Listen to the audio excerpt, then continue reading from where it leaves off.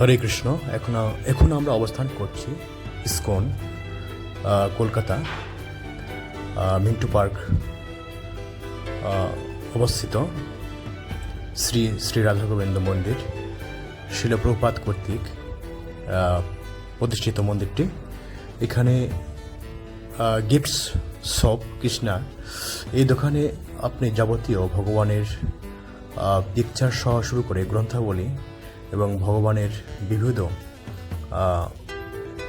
প্রয়োজনীয় যে সকল ঠাকুরের ভগবানের যেসব বস্ত্র, জপথলি, গ্রন্থ